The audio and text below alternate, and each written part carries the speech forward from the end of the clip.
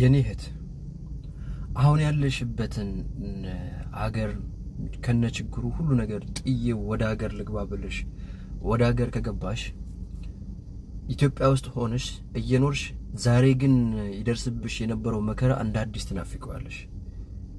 ይሄ አሁን ያለሽበት ሀገር እንደ ሰላማዊ ህይወት አድርገሽ ትቆጥሪያለሽ። ያኔ እንደዛ የምትሆኚው ለምን እንደሆነ ታውቂያለሽ? ዛሬ ላይ ሆነሽ የሰራሽበትን ነገር ለራስሽ ሳታስቀምጪ እያንዳንዱ ነገር ለቤተሰቦችሽ ስትልኪ ኢትዮጵያ ውስጥ ያለው ደግሞ ችግር ቀዳዳ ስለማይደፈን አንቺ ስትገቢ ለራሳችሁ አውሎታል። ምንም ነገር የለሽም የምትንቀሳቀሽበት ነገር። ያኔ እዚህ ያለው ስቃይ እንደ አዲስ ናፍቅሻል። ቤትም ብለሽ ተማምተሽ ወደዚህ ሀገር ትመለሻለሽ። ይሄ እውነታ ነው፣ የብዙዎቹ ህይወት ነው። ዛሬ እህቴ አንቺ እንደዚህ እንዳትሆኚ ለቤተሰቦችሽ የሆነ ነገር ስትልኪ ቤተሰቦችሽ የማያውቁት አንቺ ብቻ የምታወቂው ለራስሽ የምትወረውሪበት ነገር ሊኖርሽ ይገባል። ሞባይል ባንኪንግ በስልክሽ አስከፍተሽ መምጣት ትችያለሽ። ስትመጪ እዚሁ ይሰራል። ሁሉንም ነገር በራስሽ አስገብተሽው ለነሱ ትንሽ ነገር ያለሽን እዚህ ጋር በሚያስፈልጋቸው ሰዓት ያቀምሽን ልታገዣቸው ትችያለሽ። አብዛኛው ነገር ግን ለራስሽ ማሰብ ይኖርብሻል አንቺ። ምክንያቱም የፈለገ ብታገዣቸው ኢትዮጵያ በቃኝ አይሉም። አንቺ ያለሽበትን ችግር አንቺ የምታልፊበት መከራ አያውቁትም። የኔ እህት በቀን አንዴ እንደምትበይ ምንም ያህል እንቅልፍ እንደማትተኝ አያውቁትም፣ አይረዱትም። ባል በይ እናት አባት በይ አያውቁትም። የስደትን ችግር የስደትን መከራ ያረገጠው ሰው በፍጹም አያውቀውም፣ በፍጹም። ለዚህ ነው ስለማያውቁት ነው ወር ሲደርስ ወርሽን እኮ እነሱ ያውቁታል። ጠብቀው ደሞዝሽን ተቀብለሻል ወይ ብለው ገንዘብ እንድትልክላቸው የሚያደርጉት ዛሬ አንቺ የምታልፊበትን መከራ ችግር ስለማያውቁት ነው፣ ስለማያልፉበት ነው። ማንም ማያውቀውም የስደትን ችግር የስደትን መከራ ስደተኛ እስካልሆነ ድረስ።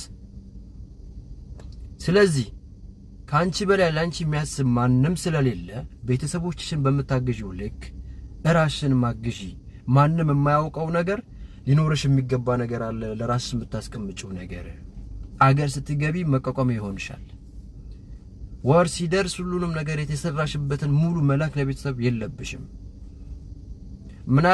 ምናልባት ድካምሽን ተረድተውልሽ የሚታይ ነገር የሚያስቀምጡልሽ ነገር ካልሆነ ግን የሚታይ ነገር ከሌለ የሚጨበጥ ነገር ማያደርጉ ከሆነ ግን ለራስሽ ድብቅ የሆነ ነገር ሊኖርሽ ይገባል። ለምን መሰለሽ? አገር ከገባሽ በኋላ ዛሬ እኔ ስላንቺ ቢያንስ የሆነ ነገር ጥሩ ነገር ለማውራት የሞከርኩ ነው። እኔ እንኳን ምንም ልል አልችልም።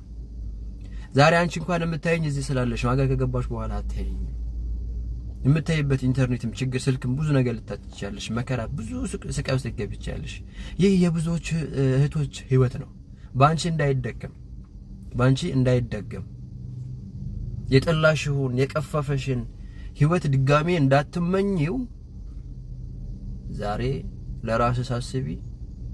የሆነ ለራስሽ የምታስቀምጪው ጥሪት ነገር ሊኖርሽ ይገባል። የኔ እህት ይችን ነገር እንዳትረሺ። ስለምትከታተይ እጅግ በጣም አድርጌ አመሰግናለሁ። ያስተላለፍኩትን መልእክት ድጋሚ በኮሜንት እየጠየቃችሁኝ ነውና አብዛኞቹን ቪዲዮዎች ወደ ኋላ ብትሄዱ ለጠየቃችሁት ጥያቄ መልስ አለ። እባካችሁ ሌሎቹንም ቪዲዮዎች እዩዋቸው። እጅግ በጣም አድርጌ አመሰግናለሁ። መልካም ጊዜ